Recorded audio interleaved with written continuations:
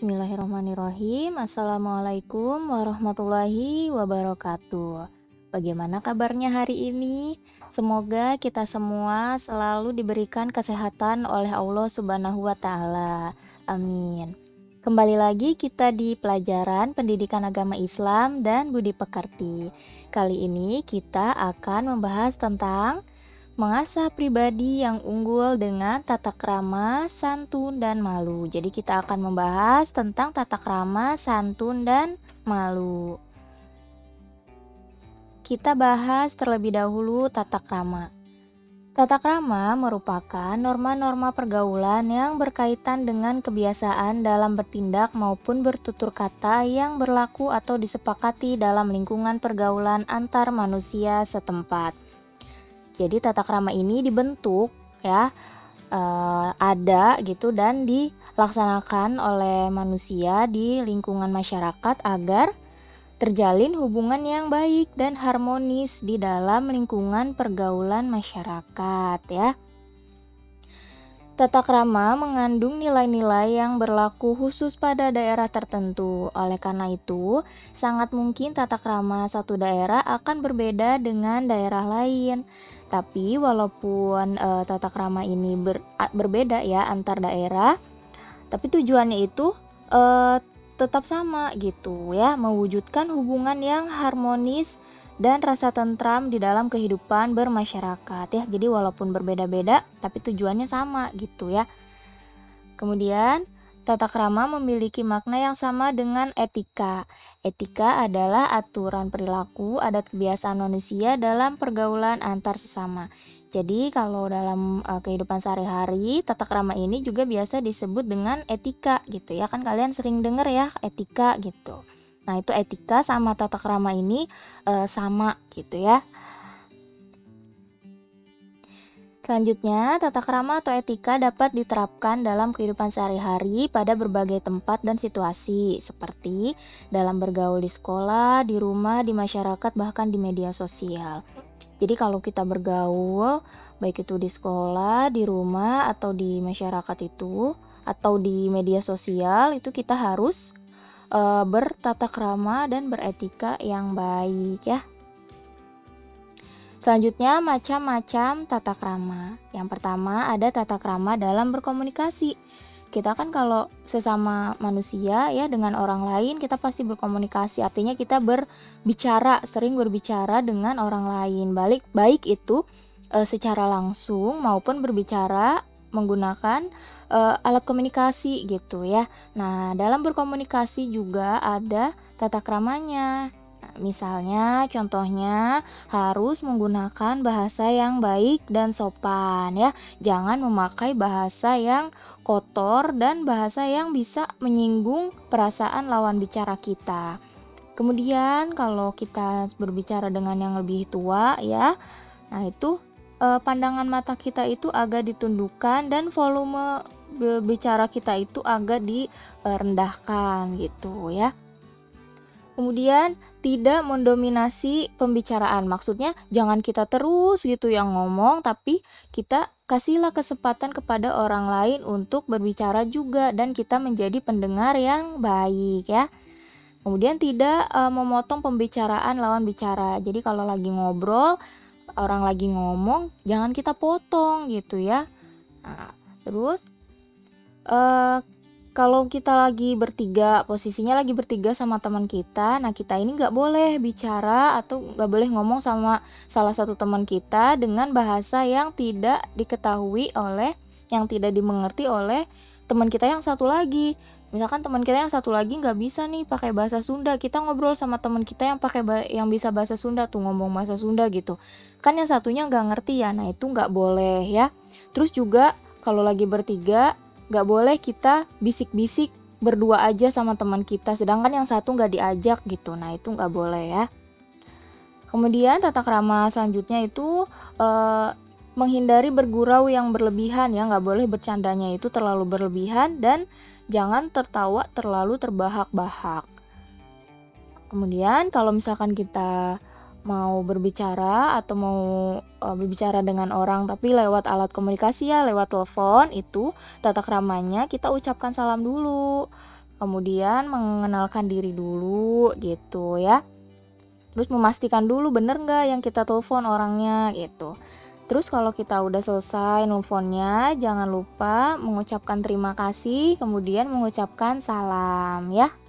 Oke.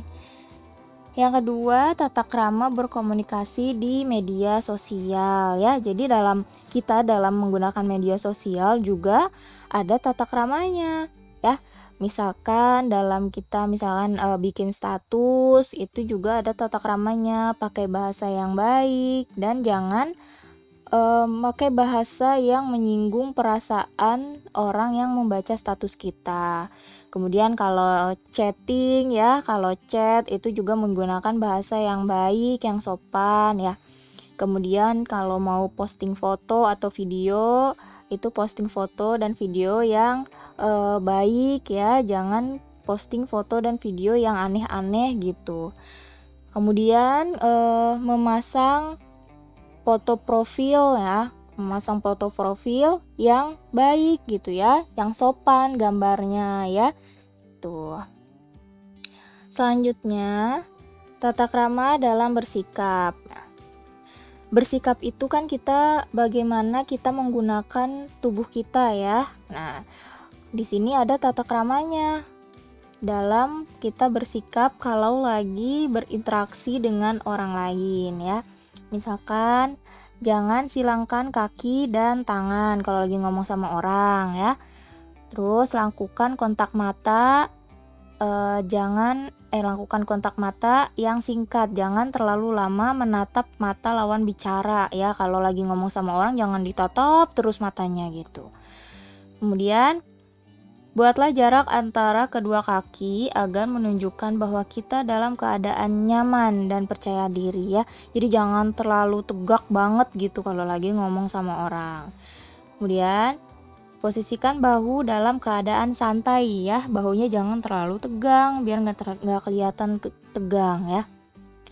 Kemudian kalau kita lagi dengerin orang ngomong, itu kepala kita ngangguk-ngangguk kecil gitu ya. Nah, itu menunjukkan kalau kita ini mendengarkan dan memperhatikan pembicaraan dia. Kemudian tampakkan muka berseri atau senyum atau tertawa pada situasi dan kondisi yang tepat. Jangan misalkan teman kita lagi cerita yang sedih kita malah senyum gitu ya. Nah, itu kan tidak tepat ya senyumnya. Nah, seperti itu. Selanjutnya, tata krama dalam berpakaian ya. Tata krama dalam berpakaian ini yang paling utama dalam berpakaian harus menutup aurat ya. Nah, kalian tahu kan aurat ya? Aurat itu bagian tubuh yang harus tertutup sehingga terjaga dari pandangan orang lain ya. Jadi kalau kita berpakaian kita harus menutup aurat kita. Nah, kalau laki-laki auratnya itu antara pusat dan sampai lutut ya. Nah, kalau perempuan auratnya ini seluruh tubuh kecuali muka dan telapak tangan ya. Jadi itu kalau berpakaian harus menutup aurat gitu ya. Nah, tujuannya selain untuk menutup aurat juga berpakaian ini bertujuan untuk berhias ya, menghias dan memperindah tampilan kita. Nah, di sini berhias ini juga ada aturannya. Nah, misalkan aturannya ini kalau berpakaian ya harus memakai pakaian yang sopan ya. Tuh. Oke, selanjutnya manfaat tata krama. Jadi tata krama ini memiliki beberapa manfaat. Yang pertama, membuat seseorang disegani, dihormati, disenangi, bahkan dicintai oleh orang lain ya. Jadi kalau kita tata kramanya bagus, etikanya baik ya, pasti kita dihormati sama orang, disenangi gitu ya. Kebalikannya kalau kita etika kita buruk, maka nggak ada yang seneng sama kita ya. Yang kedua, menjalin hubungan baik dengan orang lain ya. Kemudian meningkatkan kepercayaan diri dalam setiap situasi. Selanjutnya, menciptakan suasana yang nyaman dalam berbagai situasi, baik itu lingkungan keluarga, pergaulan, maupun tempat di mana Anda belajar atau bekerja ya. Jadi suasananya nanti bakal nyaman, harmonis gitu ya kalau semua orang itu tata krama yang baik. Kemudian dapat meningkatkan karir seseorang ya, karena kita bertata krama, kemudian banyak yang senang sama kita. Nah, kalau misalkan kita bekerja juga atasan jadi senang sama kita, maka karir kita juga dapat meningkat gitu ya. Selanjutnya kita bahas tentang santun. Santun adalah berkata lemah lembut serta bertingkah laku halus dan baik. Kesantunan seseorang akan terlihat dari ucapan dan tingkah lakunya ya. Santun mencakup dua hal, yakni santun dalam ucapan dan santun dalam perbuatan. Jadi santun itu kalau misalkan ngomong ya, berbicara, ucapannya itu lemah lembut. Kemudian kalau bertingkah laku atau perbuatannya itu halus gitu. Nah, itu namanya santun. Sopan santun menjadi sangat penting dalam pergaulan hidup sehari-hari. Kita akan dihargai dan dihormati orang lain jika menunjukkan sikap sopan santun ya. Jadi orang lain ini akan nyaman sama kita, maka kalau kita sopan santun, jadi kita dihargai dan dihormati gitu ya. Sebaliknya kalau kita tidak santun, tidak sopan santun, maka orang juga tidak nyaman dan kita tidak akan dihargai dan dihormati oleh orang lain ya.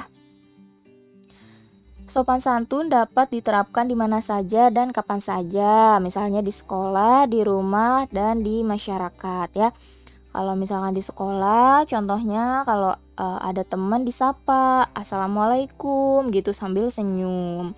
Kemudian menghormati kakak kelas, menyayangi adik kelas ya, menaati tata tertib sekolah, terus juga menghormati dan menghargai bapak ibu guru dan staf tata usaha. Terus kalau misalkan bertutur kata atau berbicara dengan warga sekolah itu dengan kata-kata yang lemah lembut gitu ya. Jangan menyakiti perasaan orang lain ya. Nah, kalau misalkan semua orang bersikap sopan santun di sekolah, maka keadaan di sekolah itu suasananya akan menjadi nyaman, damai, aman ya, dan tentram ya.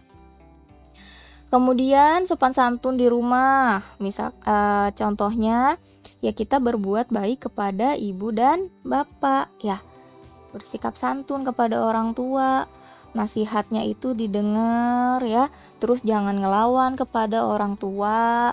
Kalau ngomong sama orang tua itu harus dengan kata-kata yang lemah lembut, jangan kasar, apalagi sampai memukul, membentak ya, itu tidak boleh. Kemudian kalau yang di rumahnya ada pembantu ya atau asisten rumah tangga juga kita harus bersikap yang santun, sopan ya, ngomongnya juga harus sopan santun, perilakunya juga harus lembut, halus gitu ya. Jangan mentang-mentang pembantu kita bersikap seenaknya gitu, ngomongnya kasar, terus sering ngebentak ya. Nah, jangan seperti itu ya, kepada pembantu juga kita harus sopan santun. Kemudian di masyarakat ya, nah kita harus memperlakukan tetangga-tetangga kita di masyarakat itu dengan baik ya, sopan, ngomong, jangan ngebentak ya, harus pakai kata-kata yang lemah lembut ya. Selanjutnya, kita akan dihargai dan dihormati ketika kita juga menghormati orang lain. Kalau kita bersikap baik kepada orang lain, sesungguhnya perbuatan baik itu akan kembali kepada diri kita sendiri. Jadi kalau kita berbuat baik kepada orang lain, pastikan orang lain juga akan berbuat baik kepada kita. Sebaliknya, kalau kita berbuat buruk ya kepada orang lain, maka ya orang lain juga akan berbuat buruk kepada kita ya. Tuh. Oke, selanjutnya manfaat dari santun. Yang pertama, mudah diterima oleh orang lain ya. Jadi kalau kita bersikap santun itu kita akan disenangi oleh orang lain. Jadi kita ini mudah diterima oleh orang lain ya, karena orang lain itu pada senang sama kita. Kemudian yang kedua, menunjang kesuksesan ya. Jadi kalau kita mau sukses gitu, jadilah orang yang bersikap santun kepada siapapun ya. Misalkan kita kalau menjadi penjual ya kita harus sopan, harus santun kepada pembeli ya. Kemudian juga kalau kita menjadi pengusaha ya, harus santun pokoknya kepada pelanggan, kepada karyawan kita, atau kepada rekan sejawat kita ya. Maka nanti akan banyak relasi, tambah banyak relasi sehingga kita akan makin sukses gitu. Kemudian dicintai Allah Subhanahu wa taala dan Rasulnya ya. Jadi Allah ini mencintai orang-orang yang memiliki sikap santun. Nah, Rasulullah juga sama mencintai orang-orang yang memiliki sikap santun. Bahkan kan Rasulullah sendiri juga memiliki sikap yang lemah lembut, yang santun, luar biasa. Jadi Rasulullah ini tidak pernah kasar ya, orangnya itu lemah lembut gitu. Oke, ini tadi kita bahas tentang santun. Selanjutnya kita bahas tentang malu. Malu adalah menahan diri dari perbuatan jelek, kotor, tercela, dan hina ya.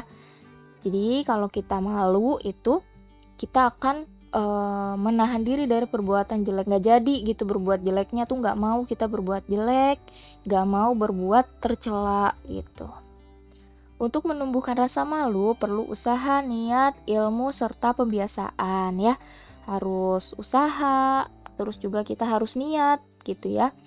Terus harus tahu ilmunya, kemudian harus dibiasakan. Rasa malu merupakan bagian dari iman karena dapat mendorong seseorang untuk melakukan kebaikan dan mencegahnya dari kemaksiatan ya. Nah, jadi ternyata malu itu sebagian dari iman ya. Jadi kalau misalkan kita malu karena kita beriman, maka kita akan melakukan apa yang diperintahkan oleh Allah Subhanahu wa taala. Misalkan kita beriman, kita beriman, maka kita menutup aurat. Gitu ya. Selanjutnya, selama rasa malu masih terpelihara dengan baik, seseorang akan hidup dalam kebaikan. Ia akan memiliki kekuatan dalam berbuat kebaikan dan menolak kemaksiatan ya. Jadi kalau malu itu jadi mendorong kita untuk berbuat baik dan menolak kemaksiatan. Contohnya misalkan kalau seorang pejabat yang punya rasa malu itu akan melaksanakan tugasnya dengan penuh tanggung jawab dan bebas dari korupsi. Jadi kalau dia memiliki malu ya seorang pejabat itu, maka dia nggak akan korupsi gitu. Sebaliknya kalau dia tidak mempunyai rasa malu, pasti dia korupsi gitu. Jadi pejabat-pejabat yang korupsi itu berarti dia tidak punya malu ya. Kemudian seorang pelajar kalau misalkan dia punya malu ya dia misalkan lagi ulangan mengerjakan soal itu tanpa menyontek gitu ya. Kalau misalkan sebaliknya, kalau misalkan gak punya malu, ya nyontek aja gitu.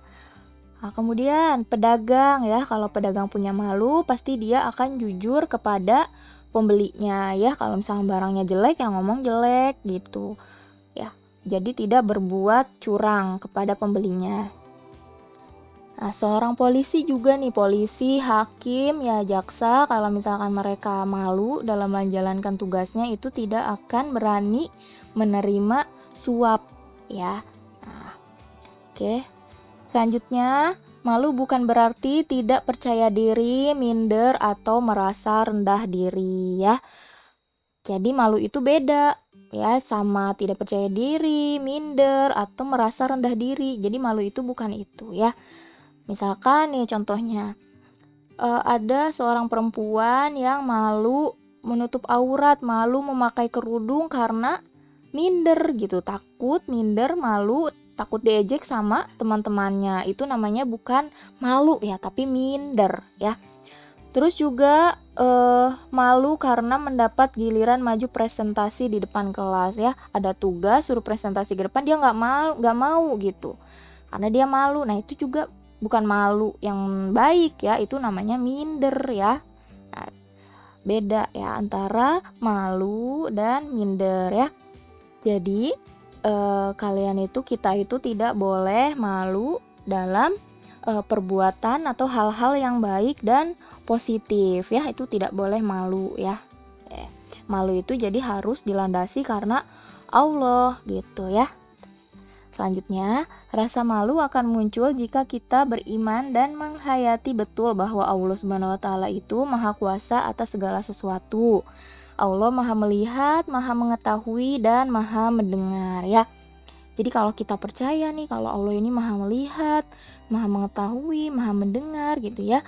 Nah, itu kita akan muncul rasa malu di dalam diri kita. Jadi kita akan berusaha menaati perintah Allah dan menjauhi larangan Allah karena kita malu kepada Allah ya. Selanjutnya, manfaat dari malu. Yang pertama, mencegah dari perbuatan tercela ya. Jadi kalau kita memiliki sifat malu, kita ini akan berusaha gitu menghindari perbuatan-perbuatan yang tercela, perbuatan yang jelek, yang buruk ya. Sebab kita ini takut kepada Allah ya. Kemudian mendorong berbuat kebaikan ya. Nah, karena kita memiliki rasa malu kepada Allah gitu ya. Nah, itu akan mendorong kita ini untuk berbuat kebaikan ya. Kemudian mengantarkan seseorang menuju jalan yang diridhoi oleh Allah Subhanahu wa taala ya. Jadi orang-orang yang mempunyai rasa malu itu pasti akan terdorong untuk melaksanakan perintah Allah dan menjauhi larangan Allah. Nah, menuju ridho Allah Subhanahu wa taala ya. Oke, cukup sampai di sini materi kita kali ini. Semoga bermanfaat apa yang Ibu sampaikan. Ibu mohon maaf apabila ada kata-kata Ibu yang salah. Ibu akhiri, wassalamualaikum warahmatullahi wabarakatuh.